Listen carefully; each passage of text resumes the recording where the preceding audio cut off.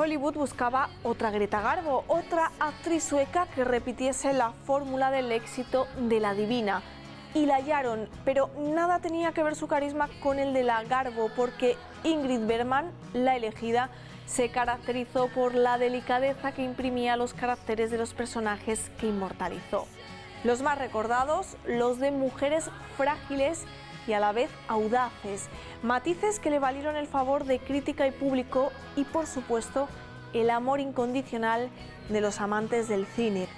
Uno de los directores que no dejó pasar la oportunidad de explorar el talento de la Bergman fue Alfred Hitchcock. Hoy la veremos en la última película en la que trabajó bajo las órdenes del maestro del suspense, una rara avis en la filmografía del británico que merece la pena recuperar.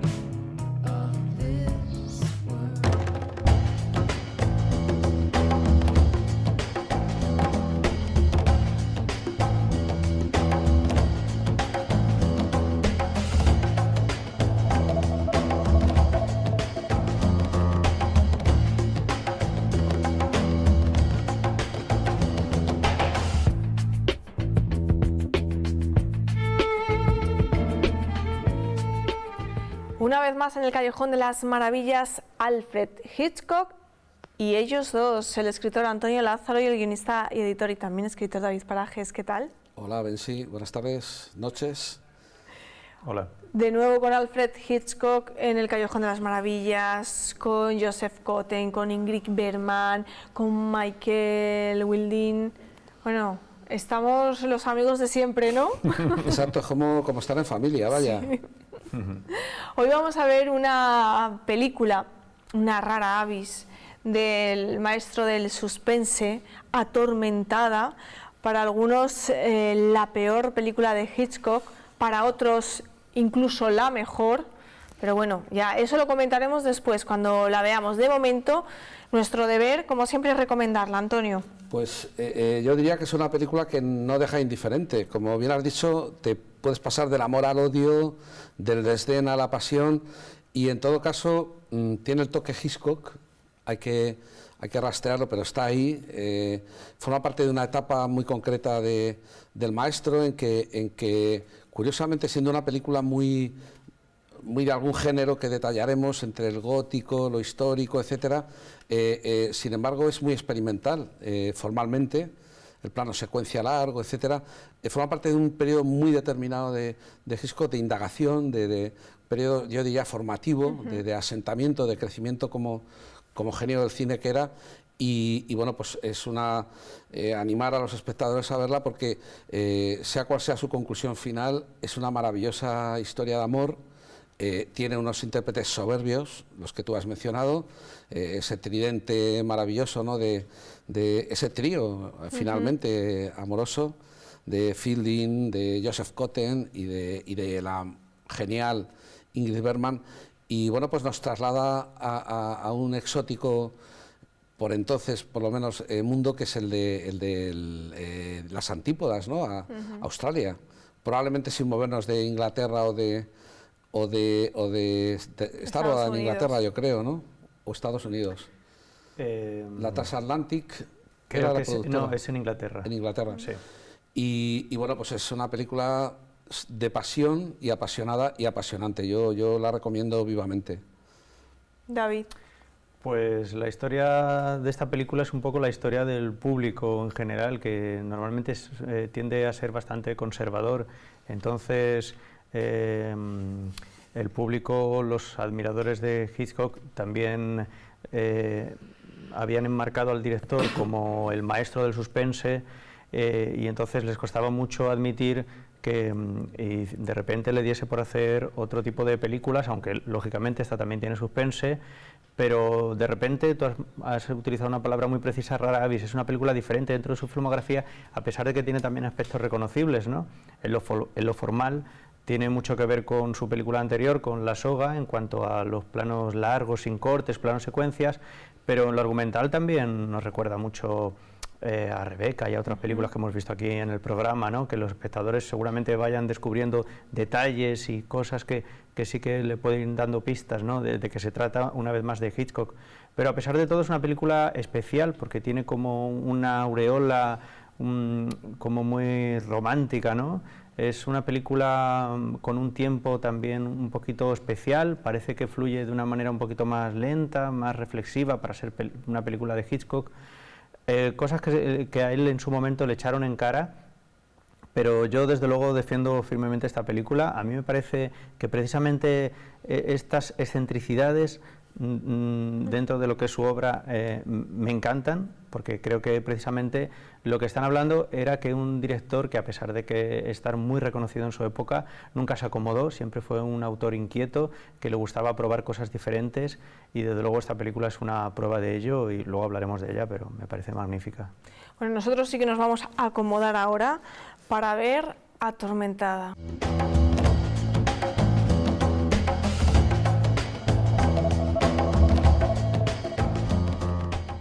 Bienvenidos de nuevo al Callejón de las Maravillas. Acabamos de ver la película Atormentada, una obra de Alfred Hitchcock del año 1949.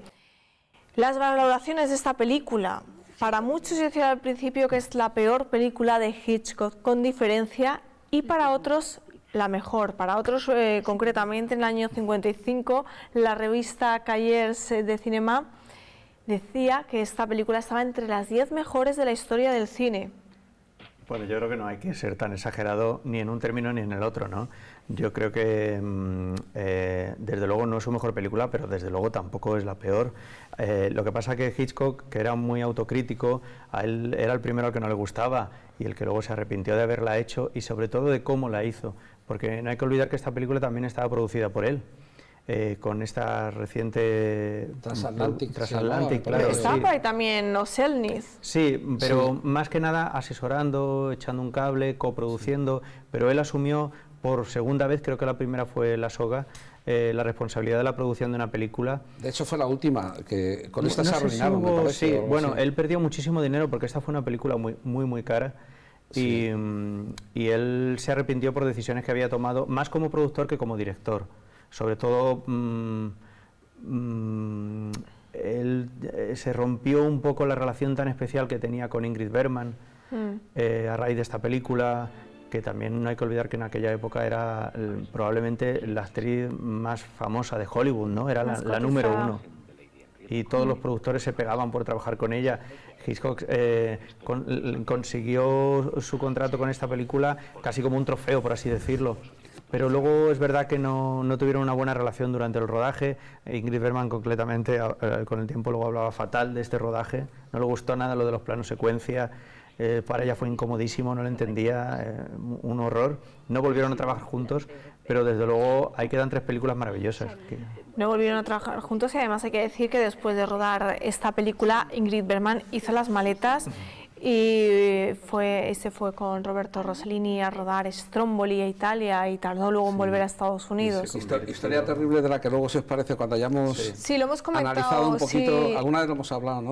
Porque ella es la fan de Rossellini, que escribe a Rossellini, o sea, es admiradora como cinéfila del cine de Rossellini, y se propone, se postula como siendo la actriz más cotizada de Hollywood. Es tremendo, porque pasó de ser la reina a de repente, de un día para otro, ser defenestrada completamente, ¿no? Sí, la trataban como una traidora. Recibió miles de cartas de antiguos fans o de gente acusándola poco menos que de bruja o de comunista, de todo, le llamaron de todo. Bueno, sí, para quien no lo sepa, Ingrid Bergman fue a rodar con Roberto Rossellini, surgió el romance, se quedó embarazada, ella estaba casada.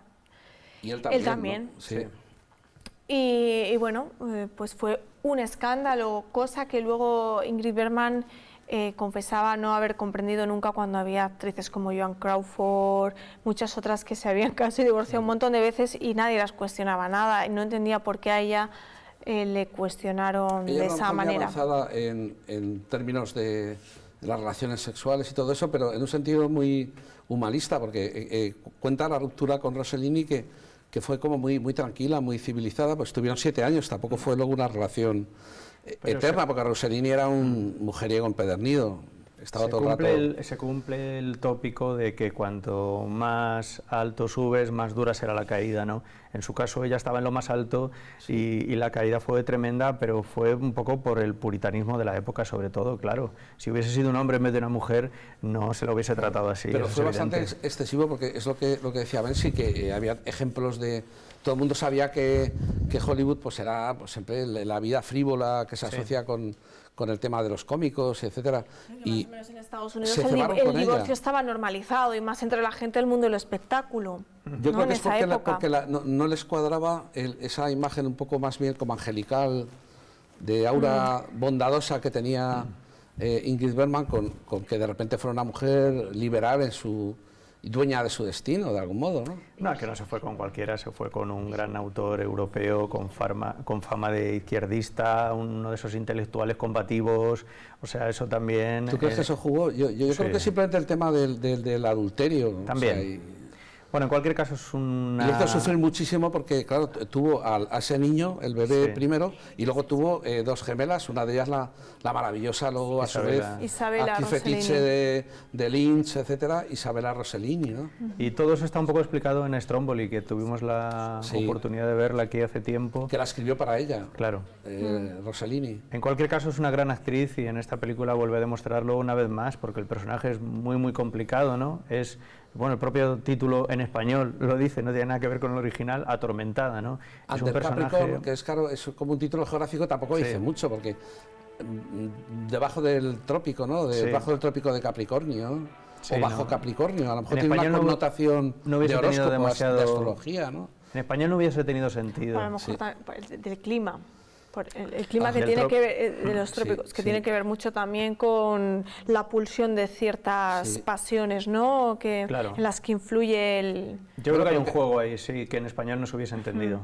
Genéricamente es una película, claro, lo que hemos un poco anticipado antes, que tiene que ver con títulos como Rebeca o con la tradición de la novelística anglosajona, con Cumbres borrascosas, ¿no? El chico pobre, mozo de mulas directamente, enamora a las hijas de los amos, digamos, en fin, casa inicialmente siniestra, luego no es tan siniestra, pero en un momento dado te crees que es como Manderley, ¿no? De hecho hay un plano esa mentira del cine, ¿no? Esa magia de la fachada, la fachada que te sugiere algo y luego hay otra realidad detrás. Y en fin, que tiene todos los elementos y luego un secreto inconfesable que se va desvelando. De novela victoriana. Como de novela victoriana, exacto. Ese es el género en el que de inicio se inscribe el misterio, el inicio del policíaco, el romántico, el gótico, tiene una mezcla. Claro, el gran acierto de Atormentada es que precisamente esté situada en Australia, ¿no? Que es verdad que es un escenario, en la Australia de esta época no la hemos visto muchas veces en el cine. En el piano.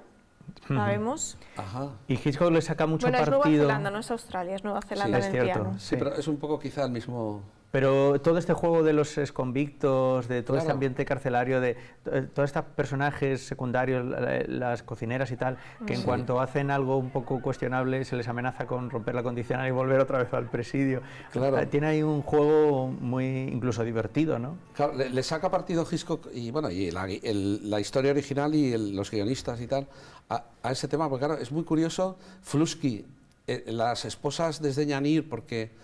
No sé si por el alcoholismo de la mujer o por el modo como él se ha enriquecido, pero te das cuenta del poder del dinero y cómo se conforman las castas de poder, porque ahí llegó, digamos, todo lo peor, en principio, que a lo mejor habría muchos inocentes condenados indebidamente, como pasa con la justicia humana en cualquier época y lugar, realmente, pero llegan miles de gente, de colonos castigados para iniciar una nueva vida, que les ofrecen con esas limitaciones de reincidencia, de poder volver a la cárcel, al calabozo, lo que sea, o incluso a Inglaterra, no sé cómo. Y sin embargo, como algunos, tipo Flusky, conforman una nueva clase dirigente que, bueno, que ya el poder legitima, lava todo, o casi todo. Y esta película se inscribe justo en el punto ese en el que el poder del dinero está a punto de dar el prestigio social. Y hay varias referencias, la relación con Millie, con El ama de llaves, que es otro elemento de novela victoriana, ¿no? Y de Rebeca, o de También. Sí. un ama de llaves. Aquí no hay un lesbianismo subterráneo, lo que hay es el enamoramiento descarado de Joseph Cotten, del señor, ¿no? Sí. De Frusci. Pero es curioso cómo Frusci consigue, tiene una cierta reprobación social, pero cómo invita a su cena a toda la élite, incluido el pastor. Lo que pasa es que son también personajes bastante Iglesia, cuestionables. banca, está Sí. todo el poder representado, judicatura, los tres poderes más el clero, en este caso anglicano, están todos representados a la mesa, sus señoras no.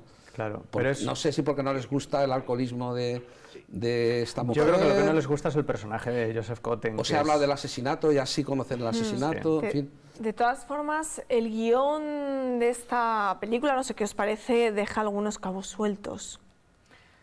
Bueno, ¿Cuáles son? Por Dime. cierto, en el guión que participó Peter Ustinov, en este guión, sí. en Anda, el guión no, de esta película. No me he sí, dado señor. cuenta, sí. bueno, y que a su El vez Van está Peter. basado en una novela, que a su vez creo que estaba basada en una obra de teatro. Se nota que Ajá. tiene una base literaria todo esto, ¿no? Efectivamente, yo creo que todo lo que has comentado son temas que están siempre presentes, pero no hay que olvidar que en el centro, como en casi todas las películas de Hitchcock, lo que hay es una historia de amor, ¿no? Y es verdad que esta historia de amor a veces es una historia extraña, ¿no? Porque es verdad que este personaje, el protagonista, es un poco... Cómico. no se identifica con la imagen típica del galán, ¿no? A veces parece un poco afeminado, un poco así atildado y Ni tal. siquiera parece irlandés, el gobernador sí, su tío Sí. o lo que sea. Pero es verdad que es todo lo contrario, simboliza todo Él lo parece contrario de Joseph británico, Cotten. el típico British Flemish, Sí. británico flemático, ¿no? Es que era y un poco británico, amanerado. Michael Claro. Wilson. Incluso ese amor, porque no hay una historia de amor, hay dos. Hay una especie de adulterio consentido terapéutico, pero que luego retorna las aguas a su cauce y robustece el amor antiguo, ¿no? Sí. Bueno, como curiosidad, os diré que Michael Wilding, años después, se casó con Margaret Leighton, Vaya. la ama de llaves de esta Con película, Millie. con Millie, se casó con Millie en el año 64, fue su última Ya que no consiguió mujer. Millie, se casó con Millie, ¿no? Que es No, curioso, es ¿no? un gran actor, Al es un gran menos. actor, pero yo es que de hecho no lo veo nada irlandés. ¿Y cómo, no lo ves irlandés? ¿Tienes tú un Joseph- prototipo de cómo no, son los irlandeses? Claro, Cotten sí es el prototipo de irlandés. Esa especie de mezcla de rudeza y ternura. John Wayne, vamos. Prototípicamente, ¿no? Pero el gobernador, el tío, sí. Sin embargo, este hombre no es nada. Incluso su enamoramiento está todo el rato como especulando. Y finalmente es el personaje positivo que reajusta toda la trama en un sentido Es un positivo. noble redentor. victoriano.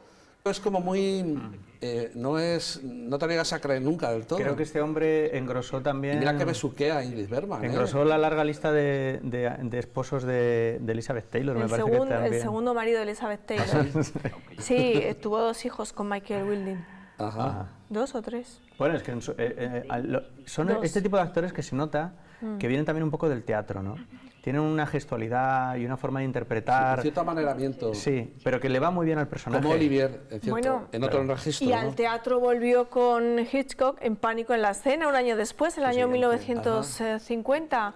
Volvió a rodar bajo las órdenes de Hitchcock, Michael Wilding. Ajá. Es que es como muy, aunque aquí haga de irlandés, pero sí que es muy inglés, ¿no? Es De hecho, británico, 100%. hubo gente que le sentó mal, según he podido leer, que para esta película, que de alguna manera también significaba el regreso de Hitchcock a Inglaterra, ¿no? Porque eventualmente a lo largo de su carrera regresó varias veces, y le sentó un poco mal que se trajese a Joseph Cotten, a pesar de que estaba reconocido como un gran actor, pero claro, que le echaban en cara que con la cantidad de grandes actores que había en el Reino Unido, ¿no? Porque se había traído a un norteamericano. En la casa.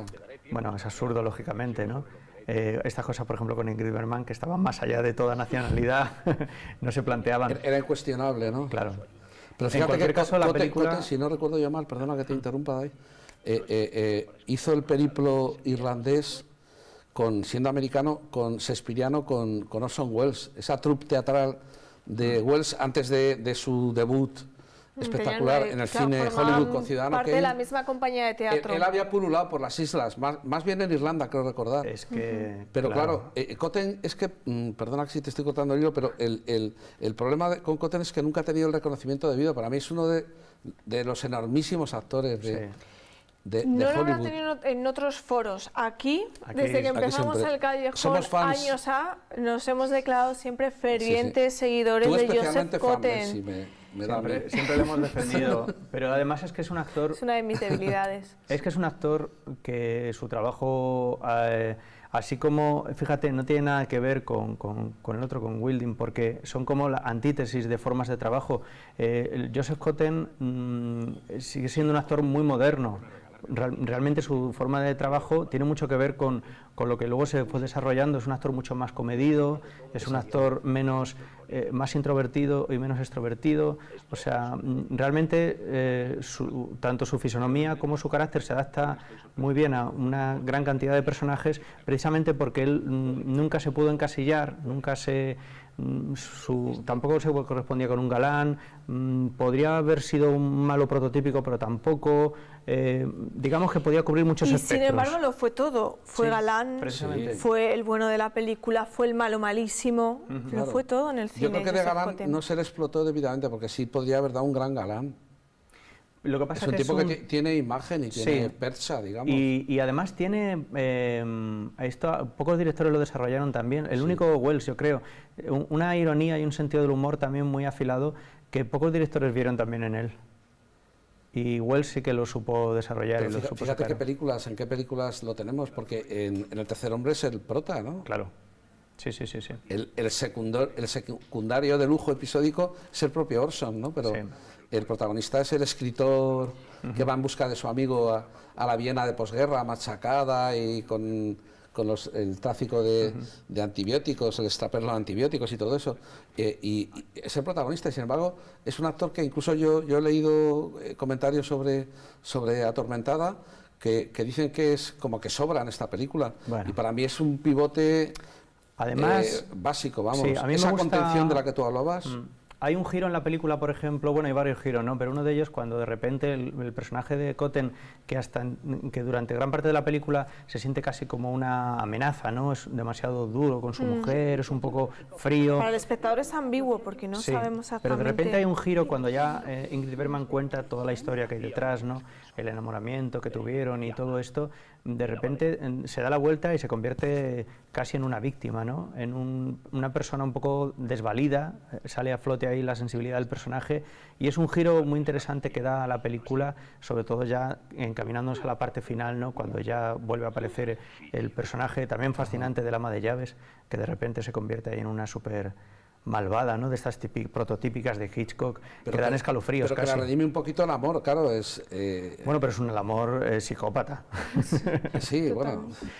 a mí me parece terrible el amor es un poco psicopático siempre, la escena, ¿no? En la que está volviendo loca a Ingrid Bergman, ¿no?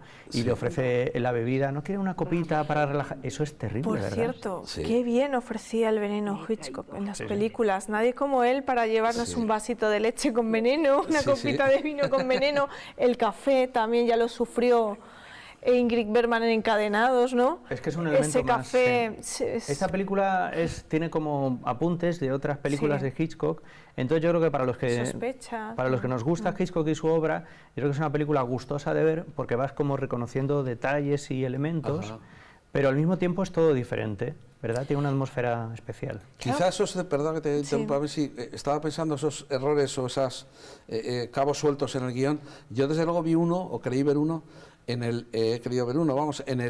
tema de la acusación de Millie, cuando le incita a tener celos al señor, a Flusky, a propósito de que subió a la habitación. Sí, yo creo que sube a la habitación delante de Joseph Cotten, de Flusky. como a ver qué pasa, porque se han cerrado. No es tanto el subir a la habitación como que, bueno, tardan mucho, ya estaba medio Que tardaron en abrir. desvestida. Como estaba cerrada la habitación, por eso sube por el balcón. Y en realidad, la mayoría no se equivoca en su acusación, porque es verdad que es cuando se dan el primer beso, ¿no? Sí, incluso se acuesta el vestido, no sé qué, pero hay escena de cama. Sí. Un poco extraña, pero hay escena de cama. Sí, es verdad que esta película tiene cierta sensualidad, sin haber erotismo, pero tiene como una especie de sensualidad durante toda la película. Hay mucha cama, pero no hay escenas de sexo. Sí, hay sí. algo ahí que está como... También se nota que hay como una especie de elemento cohibido, ¿no? De contención. Es verdad que todos los personajes están como muy encorsetados por su situación también y por el perfil de los personajes, claro. Hemos dicho al principio que eran todos viejos conocidos y de hecho ya habían trabajado casi todos juntos. Joseph Cotten e Ingrid Bergman trabajaron en una maravillosa película de George Cukor, Luz de gas. También con elementos en común con esta, ¿eh? También aquí le hacen luz de gas Sí. a Ingrid Bergman. Sí. Ya trabajaron ¿No juntos. ganó el Oscar Ingrid Bergman, uno de sus Oscars? Sí. ¿El U de gas? El luz de gas, sí. Sí. En el año 44 y en el año 43 Joseph Cotten trabajó también con Hitchcock en la maravillosa La sombra de una duda. Sí, Ese estupenda. malísimo del que hablábamos Malo antes. adorable, por otro lado, ¿eh? Sí, yo recuerdo que la comentamos aquí en este programa Sí. y era fascinante. Por cierto, Ingrid Bergman, una actriz que sentía predilección por los papeles de mujeres frágiles y a los que los bordaba. Hombre. Y sin embargo, su personaje favorito que al final consiguió interpretar era Juana de Arco, todo lo contrario. Pero es verdad que en esta película concretamente es demuestra como una fragilidad tremenda, ¿no? Y por eso son tan importantes las escenas en las que ella intenta imponerse con las cocineras, ¿no? Esa pandilla de brujas que están allí todo el rato discutiendo. Sí. Y son escenas de mucha tensión, ¿verdad? El tema de lo de las llaves cuando se las cuelga, hay una especie de liturgia de los elementos que está muy bien. Ahora yo tengo que decir que esta película desde luego está muy cuidada en cuanto a producción, los decorados, los vestuarios y tal, pero madre mía, los modelitos que le ponen a Ingrid Bergman también a veces son terribles. Bueno, y aquí a la princesa Leia. Sí. La ama de llaves que parece la princesa Leia. Cierto. O una fallera. Está muy cuidado porque es verdad que también influye mucho la fotografía de Jack Cardiff, que es un genio del color. A mí me encantan los gabanes que lleva Joseph Cotten. No, y los gorros. Me encantaría encontrar en el mercado algo parecido. Está muy cuidado, pero es verdad que no embellecen precisamente a Bergman, que además es una mujer difícil de embellecer, de afear, perdón. Claro.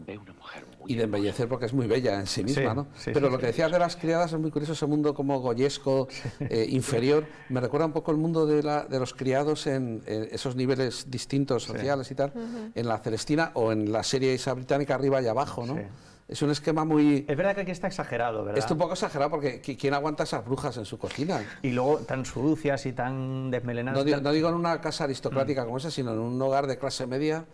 Es que vamos, te Pero bueno, puede dar un infarto. Estábamos en Australia, era otra tierra en la que ciertos tierra límites y de redención. Y de redención se podían traspasar. Y también es verdad que esta película tiene un aire teatral muy deliberado. O sea, también yo creo que esto también lo remarca mucho el tema de los constantes planos secuencias, que a veces parece que estás viendo actores en un escenario de teatro, que se van moviendo, ¿no?, de un lado para otro. Pero es una película que tiene un aire teatral, un aire también como de cuento, es muy literaria, ¿no?, en ciertos aspectos. Entonces, estos pequeños excesos, pues yo creo que están bien encajados. Y si no recuerdo mal, la única de época, lo que llamamos cine de época, que rodó Hitchcock. Había otra, La posada de Jamaica. Es verdad. Que esa sí que dicen, esa sí que es una película más irrelevante dentro de su carrera. Una que es de la década anterior, de los 30, ¿no? Es inglesa, antes del 39, antes de rodar Rebeca, yo creo. Sí, antes de ir a Estados Unidos. Justo antes, creo. Sí. Bueno, no nos queda mucho más tiempo, así que ya secuencia o escenas. Por alguna escena. No, yo quería haber apuntado que el personaje de Millie es como muy lúcida porque es la que mejor conoce a Flusky. De hecho, Flusky, sabiendo lo malvada que es, de algún modo la escucha, si nos fijamos. Hay algunas escenas en que está muy abatido por la situación, con la perspectiva de la condena de la esposa o de la propia condena, de que todo su mundo se viene abajo, y ella le comenta, pero no se vuelva a Irlanda, allí no es nadie, aquí es todo, aquí es Frusci, el todopoderoso Frusci, allí no sea nadie, sería irrelevante. Escena, me decanto por una en la que Ingrid Bergman saca su lado más humano y su ternura, porque hay un momento que parece que ella también se está enamorando de su primo, supuesto primo, pariente irlandés, etcétera, de Adare, y se interesa por usarlo, está esperando pacientemente cuando está herido y tal, y revela en una conversación con el gobernador que ella fue la asesina, es decir, me parece, pero no lo hace por amor a Adare en ese caso, sino porque ve que pesa una amenaza inminente sobre Joseph Cotten. De algún modo es como una devolución, un intercambio de lealtades y amorosas, de lo mismo, el sacrificio por amor que él hizo en Irlanda y que les condujo a Australia, ella se lo devuelve ahora. Me parece la escena como más conmovedora personalmente, vamos. David. Pues yo la verdad es que esta película la disfruto de principio a fin porque me entusiasman, siento debilidad por los planos secuencia y esta película es uno detrás de otro, entonces es difícil elegir uno en concreto porque todos están muy medidos, muy bien encuadrados. La verdad es que Hitchcock aquí una vez demuestra la maestría, ¿no?, que tenía. Pensando en los equipos que se manejaban entonces, esas cámaras tan pesadas, con los raíles y con todo esto, era una cosa... Había que mover los muebles... Claro, ir moviendo, desplazándolo el mobiliario para que la cámara fuese avanzando, sí. Y luego también los sistemas de iluminación, esos focos tan grandes y tan potentes que también había que ir manipulando para que aquello de repente no se perdiese de foco o que se quedase en sombra. Bueno, una auténtica... ingeniería... Sí, una locura. Y Hitchcock una vez demostró que era un virtuoso. Y por señalar una escena, bueno, yo creo que tiene muchísima fuerza y es donde uno de los cumbres de la película es la irrupción primera de Ingrid Bergman en esta escena tan extraña, ¿no?, fracasada. De repente lo primero que vemos de ella son los pies desnudos y ya conocemos este personaje que nos descoloca. Primero no sabemos muy bien qué es lo que le sucede y toda esta escena, como todos intentan disimular una situación normal que a todas luces no lo puede ser, ¿no? Cómo Hitchcock va enmarcando los rostros en medio de esas velas con los candelabros, esa luz tan bonita que retrata a Cardiff con las velas, ¿no? Es una escena muy, muy especial, un poco mágica, un poco de película de terror, porque no sabes muy bien qué está sucediendo, ¿no? Ves ahí una amenaza que está latente, pero no entiendes muy bien qué va a pasar. A partir de ahí ya estás enganchado a la película y ahí sobre todo Ingrid Bergman está muy bien de interpretación, como todos los demás. Bueno, pues aquí lo dejamos, ahí dejamos a Ingrid Bergman, a Joseph Cotten y a Michael Wilding para siempre en nuestra imaginación, en esta Australia misteriosa que nos pinta Alfred Hitchcock. Australia de estudio. Australia de estudio, sí. Totalmente. Bueno, nos vamos, volvemos dentro de 7 días, hasta entonces.